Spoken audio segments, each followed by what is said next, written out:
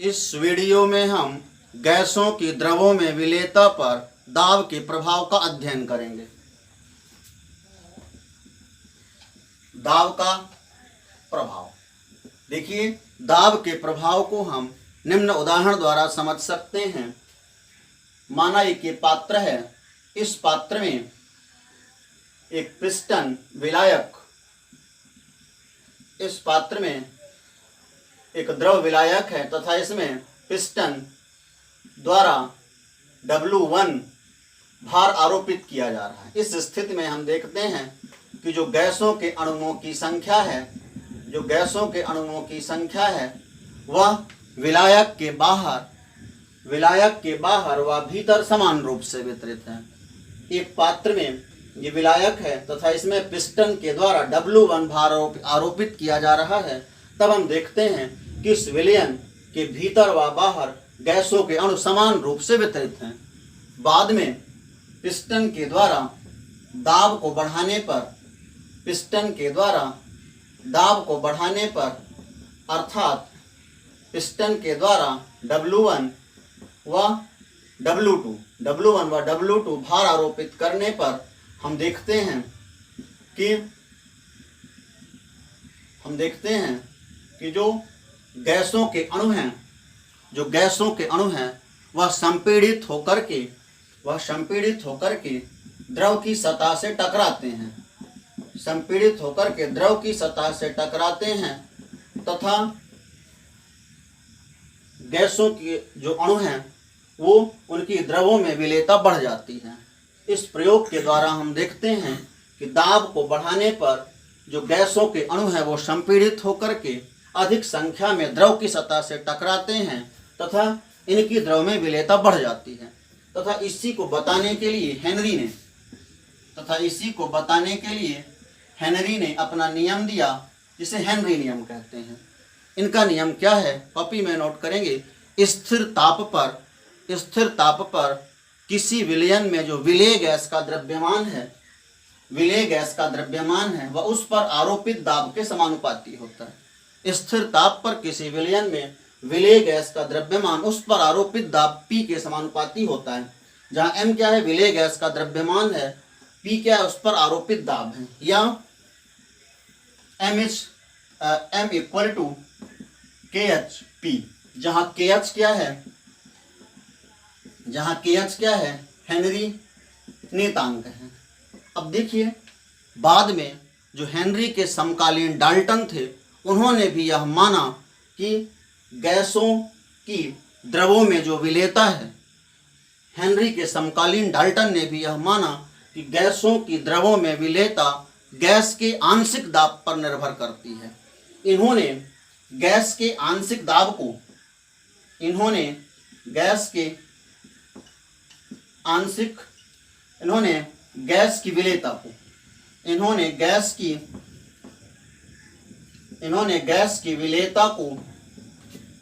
Gas के मोल अंश X के रूप में माना। इन्होंने जो है, ये मुख्य बात थी कि जो हेनरी के समकालीन डाल्टन थे, उन्होंने भी यह माना कि गैसों की द्रवों में विलेयता उसके आंशिक दाब पर निर्भर करती है तथा इन्होंने गैस की विलेयता को गैस के मोल अंश X के रूप में माना तथा इसके आधार पर जो हेनरी का नियम है उसे सामान्य रूप से निम्न प्रकार से लिखा जा सकता है। हेनरी के नियम को सामान्य रूप से हेनरी नियम का सामान्य रूप, तो इस आधार पर हेनरी के नियम को सामान्य रूप से निम्न प्रकार से लिखा जा सकता है। किसी भी द्रव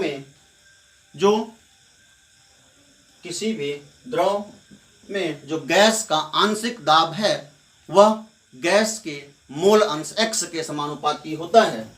सामान्य रूप, गैस का आंशिक दाब गैस के मोल अंश X के समानुपाती होता है।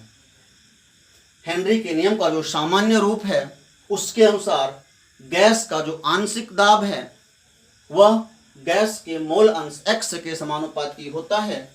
अतः P is proportional to x, P is proportional to x या P बराबर KHX या P बराबर KHX। इसलिए हेनरी का जो नियम है वह निम्न प्रकार से परिवर्तित हो गया P बराबर KHX। इसे याद रखेंगे, P बराबर KHX। अब देखिए, जहां P क्या है, आंशिक दाब है, X क्या है, गैस का मोल अंश है, KH क्या है, हेनरी नियतांक है। अब देखिए, इसे जो है एक ग्राफ द्वारा भी समझ सकते हैं। गैस का आंशिक दाब P व गैस के मोल अंश X के बीच एक ग्राफ खींचने पर एक सरल रेखा प्राप्त होती है जो मूल बिंदु से होकर के गुजरती है, जिसकी ढाल KH के बराबर होती है। इसे जो है ग्राफ द्वारा भी समझ सकते हैं। P तथा X के मध्य ग्राफ खींचने पर एक सरल रेखा प्राप्त होती है जिसकी ढाल KH के बराबर होती है। अब देखिए, इससे संबंधित एक सवाल को देखते हैं, कॉपी में नोट करेंगे। इंपॉर्टेंट सवाल है, यदि 293 केल्विन ताप पर नाइट्रोजन गैस को जल में बुदबुदाया जाता है तब 1 लीटर जल में नाइट्रोजन के कितने मिलीमोल विलेय होंगे। तब 1 लीटर जल में नाइट्रोजन के कितने मिलीमोल विलेय होंगे, अर्थात इसमें अपने को ज्ञात करना है NN2, नाइट्रोजन के मिलीमोलों की संख्या ज्ञात करनी है, कितने मिलीमोल विलेय होंगे। तथा यदि गैस का आंशिक वाष्प दाब 0.987 बार हो तथा इसके लिए जो KH है, हेनरी नियतांक है, वह 76.48 केल्विन बार हो। तो इस प्रकार से 1 लीटर जल में नाइट्रोजन के मिलीमोलों की संख्या ज्ञात करनी है।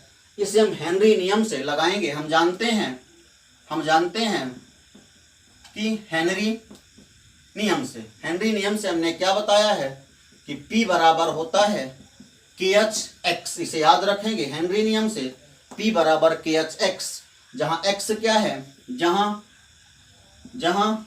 P क्या है, ये आंशिक वाष्प दाब है, X क्या है, गैस का मोल अंश है, KH क्या है, हेनरी नियतांक है। तो इस तरह से हेनरी नियम के इस सामान्य रूप को याद रखेंगे, P = KHX, जहां P क्या है, आंशिक वाष्प दाब है, X क्या है, गैस का मोल अंश है, KH क्या है, हेनरी नियतांक है। अब इस आधार पर हम इस सवाल को लगाते हैं, क्योंकि P बराबर होता है KHX के, तब X बराबर क्या हो जाएगा, X बराबर हो जाएगा P/KH। यहाँ पर X किसके लिए है, X नाइट्रोजन गैस की विलेयता या नाइट्रोजन का मोल अंश बराबर XN2 बराबर हो जाएगा P/KH बराबर P/N2। नाइट्रोजन का जो वाष्प दाब है ये कितना दिया है, 0.987 बार, KH दिया है 76.480। इसका भाग करने पर आएगा 1.29 × 10⁻⁻5। इसके बाद इसमें जो है XN2 जो नाइट्रोजन का मोल अंश है, उसके लिए एक और सूत्र होता है, नाइट्रोजन गैस के मोलों की संख्या बटे कुल मोलों की संख्या, अर्थात NN2 बटे नाइट्रोजन के मोलों की संख्या धन विलायक जल के मोलों की संख्या। क्योंकि नाइट्रोजन गैस जल में बहुत कम विलेय होती है, अर्थात इसे नगण्य मान करके इसकी उपेक्षा कर सकते हैं, केवल जल के मोलों की संख्या को ले सकते हैं। जल के मोलों की संख्या 55.55। तब इसमें आगे NN2 नाइट्रोजन के जो मिली मोलों की संख्या है वह हो जाएगी XN2 की वैल्यू, यहाँ पर XN2 की वैल्यू हमने निकाल ली है। XN2 बराबर 1.29 इंटू 10 की power -5 equal to N2 upon 55.55। तो ये हो जाएगा NN2 बराबर 1.29 इंटू 10 की पावर -5 इंटू 55.55। इसको हल करने पर मिली मोल में आएगा 0.716 मिली मोल। अर्थात NN2 नाइट्रोजन के जो मिली मोलों की संख्या है वह इसको गुणा करने पर आएगी NN2 बराबर 0.716 मिली मोल। अब देखिए इसके बाद हेनरी नियम के सामान्य रूप के बाद अगला है हेनरी स्थिरांक की विशेषताएं। हेनरी स्थिरांक की विशेषताएं। पहली विशेषता देखिए, जो KH का मान है वह गैस की प्रकृति पर निर्भर करता है।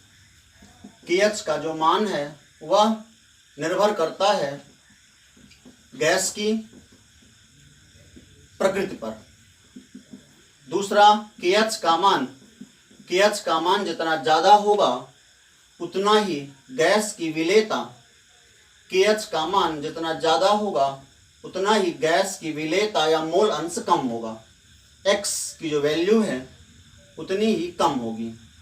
KH का मान जितना ज्यादा होगा X की वैल्यू उतनी कम होगी, अर्थात गैस का मोल अंश या विलेयता उतनी ही कम होगी। तीसरा, ताप। यदि हम ताप को कम रखते हैं तो ताप को कम रखने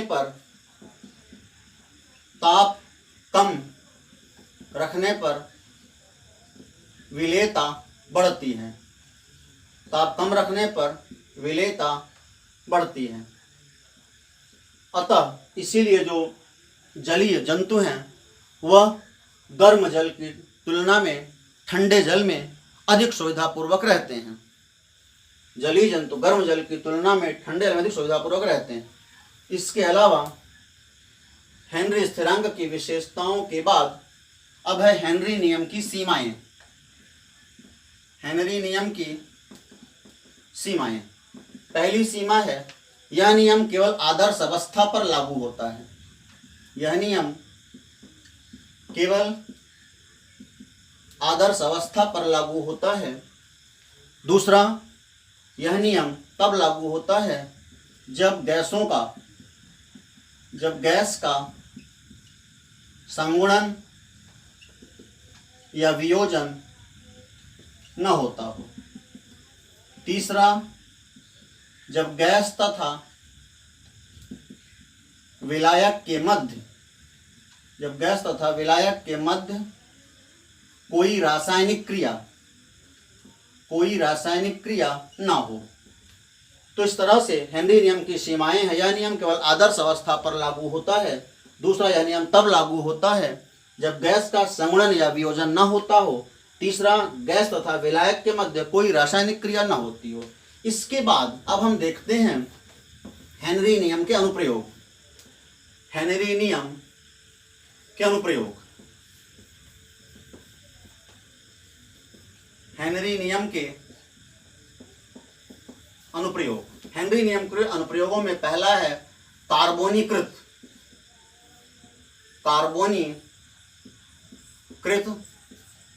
पेय पदार्थ के उत्पादन में। देखिए, मृदु पेय जैसे सोडा वाटर व बियर में CO2 गैस की विलेयता बढ़ाने के लिए उच्च दाब का प्रयोग किया जाता है अर्थात यह भी हेनरी नियम पर आधारित है। जो सोडा वाटर तथा बियर है, ये कार्बनिक पेय पदार्थ हैं।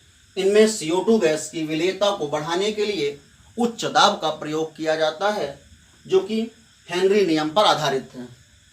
दूसरा है O2, रक्त में ऑक्सीजन के विनिमय में, रक्त में ऑक्सीजन के विनिमय में। देखिए, जो ऑक्सीजन गैस है, उच्च दाब पर ऑक्सीजन गैस कोशिकाओं में रक्त में ऑक्सीजन का आंशिक दाब उच्च होता है, जिसके कारण जो ऑक्सीजन है वह हीमोग्लोबिन के साथ, ऑक्सीजन हीमोग्लोबिन के साथ मिलकर के ऑक्सी हीमोग्लोबिन बनाती है। रक्त में जो ऑक्सीजन है, उच्च दाब होने के कारण, कोशिकाओं में उच्च दाब होने के कारण जो है, तो ऑक्सीजन संयुक्त होकर के हीमोग्लोबिन के साथ ऑक्सी हीमोग्लोबिन बनाती है। बाद में फेफड़ों के बाद जब ऊतकों में पहुंचती है, तब इसका दाब कम होता है। दाब कम होने के कारण ऑक्सीजन गैस मुक्त हो जाती है। इस प्रकार से ऑक्सीजन अन्य गैसों के विनिमय में जो है, तो इसका हेनरी नियम का प्रयोग होता है। हेनरी नियम के कारण ही जो ऑक्सीजन गैस है, उच्च दाब के कारण विलय होकर के हीमोग्लोबिन साथ ऑक्सी हीमोग्लोबिन बनाती है। बाद में दाब कम होने पर ये ऑक्सीजन गैस मुक्त हो जाती है। तीसरा है गोता गहरे समुद्र में गोताखोरों द्वारा। देखिए, जो गोताखोर हैं, गोताखोरों को पहले सांस लेने के लिए नाइट्रोजन व ऑक्सीजन का सिलेंडर दिया जाता था, किंतु नाइट्रोजन गैस उच्च दाब में रक्त में अधिक विलय होती है। नाइट्रोजन गैस उच्च दाब में रक्त में अधिक विलय होती है, जिसके कारण जब गोताखोर समुद्र से बाहर निकलते थे, तब इन्हें उल्टियाँ होती थी, शरीर में फफोले पड़ जाते थे, अर्थात इन्हें बेंड्स या केसन रोग हो जाता था। अतः इन्हें आजकल जो है हीलियम, नाइट्रोजन व ऑक्सीजन का मिश्रण दिया जाता है, क्योंकि हीलियम गैस जो है उच्च दाब पर भी रक्त में कम विलय होती है। इसलिए अतः गहरे समुद्र में गोताखोरों के द्वारा भी उच्च दाब का प्रयोग होता है, अर्थात हेनरी नियम का अनुप्रयोग होता है, हेनरी नियम का प्रयोग होता है। चौथा है पर्वतारोहियों द्वारा। इसको याद रहे, इसमें क्वेश्चन भी आता है कि आजकल गोताखोरों को नाइट्रोजन व ऑक्सीजन का मिश्रण नहीं दिया जाता है, क्यों? इसमें आप यही लिखेंगे कि नाइट्रोजन गैस उच्च दाब में रक्त में अधिक विलय होती है, जिसके कारण जब ये बाहर निकलते हैं तो इन्हें उल्टियाँ होती हैं, फफोले पड़ जाते हैं। इसलिए आजकल इन्हें नाइट्रोजन व ऑक्सीजन का मिश्रण नहीं देते, बल्कि रक्त में कम उच्च दाब पर भी रक्त में कम विलय हीलियम, नाइट्रोजन व ऑक्सीजन का मिश्रण दिया जाता है पर्वतारोहियों द्वारा। देखिए, पर्वतारोही जो होते हैं, तो ऊंचाई पर ऑक्सीजन गैस का सांद्रण कम हो जाता है। सांद्रण कम होने के कारण पर्वतारोहियों को ऑक्सीजन कम मिल पाती है। कम मिल पाने के कारण इन्हें एनॉक्सिया रोग हो जाता है, इनकी हड्डियां कमजोर हो जाती हैं। अतः इसमें भी हेनरी नियम का अनुप्रयोग है। पांचवा है जलीय जीवन में देखिए, जो जलीय जंतु हैं, तो जल में घुली ऑक्सीजन के कारण ही जिंदा रह पाते हैं। इस प्रकार से हेनरी नियम के ये 5 अनुप्रयोगों का भी अध्ययन हमने कर लिया। धन्यवाद।